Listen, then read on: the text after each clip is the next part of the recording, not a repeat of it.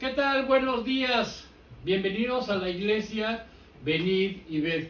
Estamos ubicados en la región 107, Manzana 32, lote 2 del fraccionamiento Paraíso Maya, aquí en Cancún, Quintana Roo. Vamos a dar inicio. Las semanas anteriores vimos llorar, ayunar, y hoy vamos a desarrollar el concepto de orar. Pero quiero hacer énfasis. Dios, por medio de Nehemías, nos dice que es importante que el ser humano llore. Pero ¿qué pasa? Muchas veces a los niños les dicen, los niños no lloran, sea usted macho y aguántese. O a las mujeres les dicen, no llores porque muestras debilidad, no llores porque te ves vulnerable. Y muchas veces le hacemos caso a esas recomendaciones que es lo que nos dice la Biblia. Y en el concepto de ayunar, muchas veces creemos que si yo ayuno, eso va a ser forzar a Dios para que me cumpla mi petición. Y ya lo vimos la semana pasada. Ayunar es dejar de ingerir alimentos y ese tiempo que dedico para comer, lo voy a dedicar para tener esa relación con Dios. Ahora vamos a iniciar con orar. Y lo tercero que hace Nehemías es orar, que no es otra cosa que pedirle ayuda a Dios. Y la Biblia está llena de ejemplos de oraciones pidiendo ayuda a Dios. Y uno de estos ejemplos es precisamente la oración que hace Nehemías. En primer lugar, el primer capítulo de su libro, y en ella nos va a enseñar a través de 3 pasos cómo puede ayudarnos Dios. El primer paso que da Nehemías es reconocer quién es Dios. En lugar de empezar ya con tu problema, enfocado en el problema, comienzas con el que estás buscando para resolver el problema. Escuchen cómo lo hace Nehemías en este capítulo 1 a partir del verso 5. Vamos a escuchar la Biblia. Nehemías capítulo 1 versículo 1. Y le dije, Señor Dios del cielo, grande y maravilloso, tú eres fiel a tu promesa de amar a los que te aman y obedecen tus mandamientos. Empezamos a ver que Dios, por supuesto que va a cumplir, pero siempre y cuando las personas obedezcan sus mandamientos. Y muchas veces, por ejemplo, vemos que el papá o la mamá le dice al niño, no te subas ahí porque te vas a caer. No te subas ahí porque te vas a caer. Y al ratito, ¡zascuas! El chamaco se cae. Y después se enoja el niño porque ya se lo habían advertido y sucedió. Bueno, Dios, si nos pone mandamientos es porque no quiere que nosotros suframos, no quiere que tengamos experiencias negativas, pero no nos gusta estar obedeciendo a Dios. Lo que hace es empezar reconociendo quién es Dios. Dense cuenta que ora diciendo Dios grande y maravilloso, que es otra forma de reconocer de que Él es el Todopoderoso. Es otra forma de llamarle por este título, el Todopoderoso. Cuando oren en medio de su problema que enfrentan, tomen conciencia que están hablando con aquel que tiene el poder para transformar tu situación y hacer la diferencia, y puede que no lo entienda todo, pero yo sé que Dios es todopoderoso y mi convicción personal es que al fin lo veré. Me identifico plenamente con las palabras de Job. ¿Recuerdan su experiencia? Él era un hombre justo, tenía temor de Dios Y quiero aquí subrayar, muchas veces nosotros leemos la Biblia y cuando leemos el concepto de temor lo relacionamos con miedo. Y no, temor es que nos da vergüenza fallarle a Dios. Entonces nos dice, él era un hombre justo, tenía temor de Dios, le daba vergüenza fallarle a Dios y vivía bajo ese temor buscando agradar a Dios en todo en su vida. Cuando de repente, sin entender por qué ni cuál es la causa, toda su vida está hecha patas para arriba. En un día lo pierde todo, su riqueza, todos sus hijos se mueren, su esposa lo maldice y sus amigos vienen a ser sus torturadores.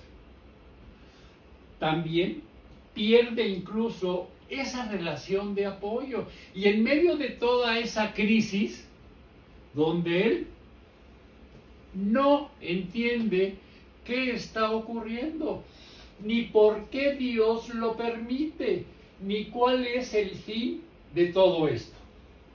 Constantemente haciéndole preguntas a Dios acerca de qué sentido tiene todo esto. ¿Dónde estás tú? ¿Por qué los malos prosperan y yo, que he sido justo, por qué estoy en esta situación? Y no sé si muchas veces ustedes lo hayan pensado, pero les está lloviendo en su milpita y ven que a otras personas les va mejor y tú dices, Señor, pero ¿por qué? Si yo te estoy agradando, si yo te estoy obedeciendo, ¿por qué me están pasando estas circunstancias? Y los amigos confrontándole, acusándole de que algún pecado habrá en su vida oculta. Él está molido. Y en medio de todo eso, él se aferra desesperadamente a sus convicciones. En un momento determinado, en el capítulo 19, dice, yo sé, lo único que sé, que no entiendo nada. No tengo respuestas a todas las preguntas que me están haciendo y que yo mismo me hago. Vamos a escuchar la Biblia. Job 19:25. Yo sé que mi defensor vive y que él será mi abogado aquí en la tierra. Y aunque la piel se me caiga a pedazos, yo en persona veré a Dios.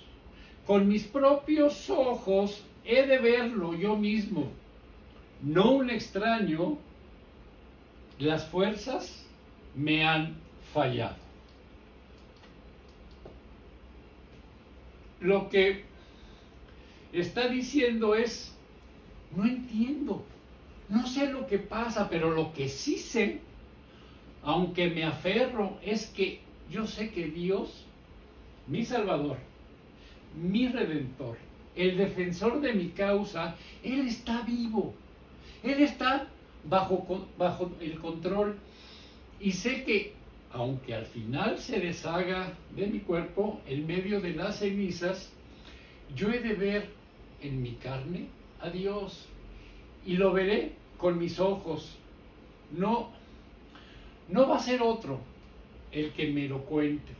Yo sé que al final voy a ver la respuesta de Dios, voy a ver la gloria de Dios.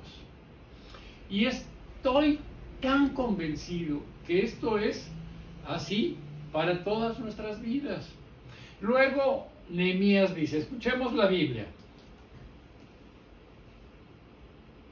Nehemías 1:5.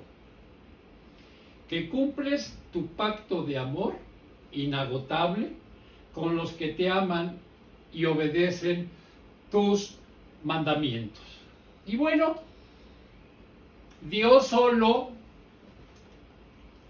es el Todopoderoso, es quien más te ama, su amor es inagotable. Reconozcan cuando oren que Dios te ama mucho, más de lo que podemos llegar a imaginar, y continúa diciendo, escuchemos la Biblia.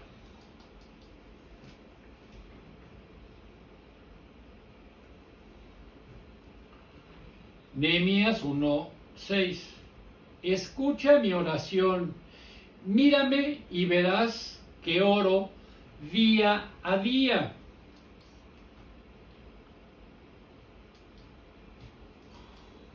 Pero esto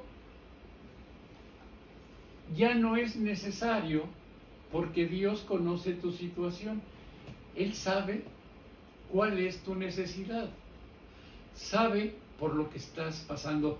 Y hay un versículo en el libro de Matías, perdón, en el libro de Mateo, capítulo 6, versículo 8, que nos expresa que antes de que nosotros le pidamos algo, Él ya lo sabe.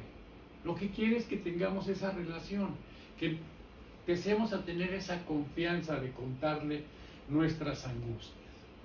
Pero cuando recordamos esto en oración, estamos recordando la verdad de quién es Dios realmente. Y cuando oramos de esta manera, enfocamos en el carácter, en la grandeza de Dios, en lugar de solo ocuparnos en nuestras preocupaciones. Encuentras nuevas fuerzas porque estamos conectando el poder de Dios con la ayuda que necesitamos. Pablo les escribe a los efesios y les dice, escucha la Biblia. Oro también para que comprendan el increíblemente inmenso poder con el que Dios ayuda a los que creen en Él. Y fíjense, me gusta mucho esta definición que tiene este versículo de Efesios 3:20, que dice, Dios tiene poder para hacer mucho más de lo que le pedimos. Ni siquiera podemos imaginar lo que Dios puede hacer para ayudarnos con su poder. Entonces, bueno, pues cuando nosotros tenemos esa confianza y nos acercamos a Dios, nuestra mente no alcanza a comprender todo el poder que tiene Dios. Miren, la oración no solo es informarle de nuestra necesidad, la oración es depender de Dios como el único que tiene el poder para ayudarnos en esa circunstancia. Entonces reconocemos quién es Dios. Empecemos por esto. Lo segundo que hace Nehemías al orar es confesar quién es Él. Y Nehemías es absolutamente honesto acerca de su realidad, de sus propias fallas. Y aún así va a confiar en la ayuda de Dios. Dice a partir de la segunda parte del verso 6, confieso que hemos pecado contra ti, es cierto, incluso mi propia familia. Vamos a escuchar la Biblia. Dice Nehemías 1:6, confieso que los israelitas, entre los cuales estamos incluidos mi familia y yo, hemos pecado contra ti.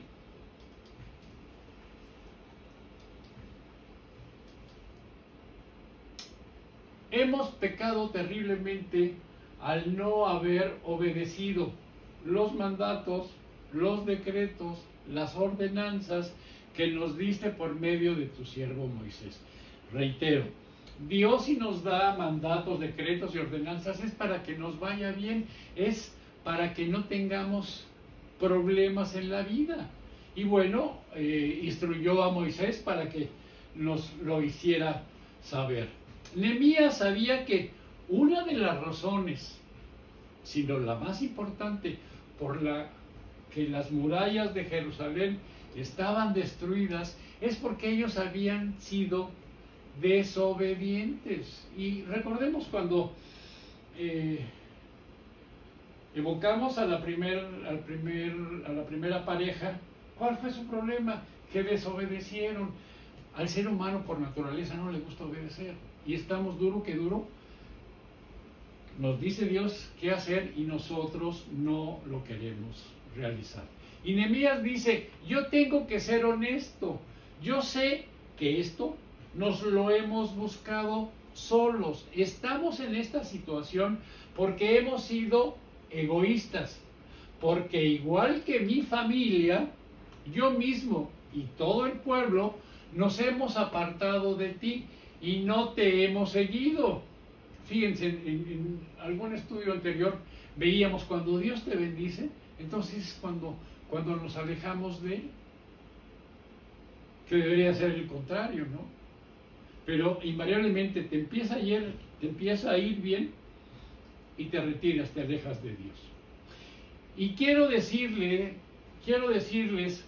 que puede ser muy reconfortante poderte sentar delante de la presencia del Señor y decirle, te confieso mi orgullo, mi egoísmo, mi rebeldía. Lo veo todo. Esto está en mi vida. Sé que también hay otros aspectos que no soy capaz de reconocer, pero están ahí presentes. Y quiero confesarte lo que yo soy, porque necesito de tu amor y tu gracia en mi vida. La palabra confesar en la Biblia no significa solamente decir lo malo que he hecho, sino que literalmente significa estar de acuerdo con Dios. Y necesitamos estar de acuerdo con Dios en lo que Él dice que está mal, está mal. No justificarnos, no culpar a otros, no decir que me han engañado, que cometí una falla.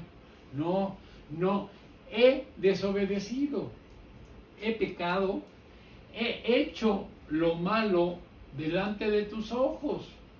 Pero también necesitamos estar de acuerdo con Dios con la otra parte de la verdad que nos dice. Escuchemos la Biblia. Es Primera de Juan 1:9. Si confesamos nuestros pecados, Dios, que es fiel y justo, nos los perdonará y nos limpiará de toda maldad. Confesamos nuestros pecados, pero también confiesas la limpieza de Dios. Y ese tipo de confesión honesta acerca de quién eres tiene el valor de movernos de un lugar de vergüenza o un lugar de culpa a un lugar de confianza y fe en Dios. Y lo que ha hecho en favor de nosotros, que es perdonarnos, limpiarnos de nuestra maldad, justificarnos, declararnos justos, no porque seamos buenos, sino porque la carga, el castigo de todos nuestros pecados se ha visto satisfecho ahí, en la cruz, en la persona de Jesús. Nos permite comenzar a vivir por la gracia inmerecida de Dios. Y ese es el lugar donde suceden los reinicios. Lo tercero que hace Nehemías al orar es recurrir a las promesas de Dios. Nehemías encontró en las Escrituras una promesa específica de Dios para la situación que estaba viviendo. Y lo recordó a Dios esa promesa mientras oraba. Leamos el verso 8, escuchemos la Biblia. Recuerda la advertencia que le hiciste de que si nosotros pecábamos, nos dispersarías por todo el mundo. El 9. Pero que si nos volvíamos a ti y cumplíamos tus mandamientos, poniéndolos en práctica, aun cuando fuéramos esparcidos hasta el último rincón del mundo, nos recogerías de allí y nos llevarías de nuevo al santo lugar que escogiste. Y nos vemos, dice, así que en lugar de buscar ayuda o esperanza en circunstancias o en las personas que pudieran ayudarle de alguna manera, Nehemías buscó y encontró una promesa específica que se ajustaba como un guante a su particularidad y confió en la palabra de Dios. Recuerdan que hay miles de promesas. En la Biblia hay quienes hablan de 6,000-7,000 promesas. Yo no las he contado, pero sé que son miles. Y estoy convencido que al menos hay una para la situación que estamos viviendo en este momento. Que Dios ya ha dado su palabra a la que tú te puedes afianzar como un cheque en blanco para que hagas frente a tu situación. Ahora, ¿cómo encontramos esas promesas? Bueno, pues podemos hacer lo que hizo Nehemías, buscar en la Biblia. A veces va a ocurrir que el Espíritu va a poner una impresión en tu mente, en tu corazón, y te va a decir algo así. ¿Por qué no lees Efesios o Filipenses o un Salmo? Y estás leyendo y de repente ahí surge ese texto que parece salir de las páginas de la Biblia y se apodera de tu corazón, y ahí está esa promesa de Dios para tus circunstancias. Otras veces será escuchando un mensaje. De repente sientes que Dios está hablando a tu corazón. De repente, como los que iban a Emaús, recordarán en el libro de Lucas, capítulo 24, los versículos 13 al 32, nos narra que van dos personas después de que se enteran de que Jesús ha resucitado, y se les acerca un tercero. Y ese tercero es Jesús. Pero ellos no se percatan de ello. Y entonces empiezan a entablar una plática, pero ellos empiezan a sentir algo muy especial. Y que no supieron reconocer las señales que a posteriori, cuando se dieron cuenta de que habían vivido algo sobrenatural, recordaban acaso, ¿no ardían nuestros corazones en el momento que estaba ardiendo? Y no sabíamos por qué. Pero ahora nos damos cuenta de que era la cercanía de Jesús la que provocó ese fuego en nuestro interior. Y muchas veces va a ocurrir esto. De repente hay un texto que se enciende en nuestro corazón y es Dios que te está hablando y te está diciendo: esto es para ti, te estoy hablando a ti, en medio de esta multitud que está escuchando lo mismo que tú, pero esto es para ti. Otras veces será un grupo de estudio ahí platicando con otros creyentes, y en esa plática surgirá una palabra que será esa promesa de Dios para tu vida. Cuando descubres esa promesa, es como encontrar ese tesoro escondido en el campo. Es una experiencia maravillosa. Vamos a escuchar la Biblia. Es Job 33:14. Dios nos habla una y otra vez, aunque no lo percibamos. Y vamos a ver. Nehemías, vamos a hacer este resumen. El primer paso: reconoce quién es Dios. Lo segundo es confesar quién soy yo.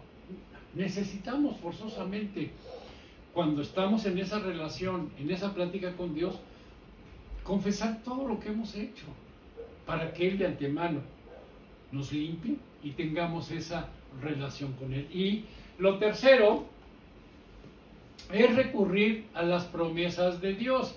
Anteriormente lo habíamos comentado en otro estudio, que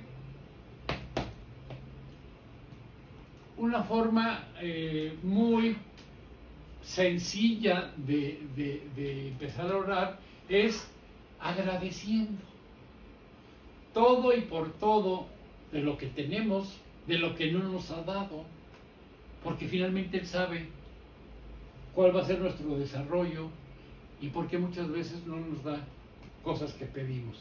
También la intersección.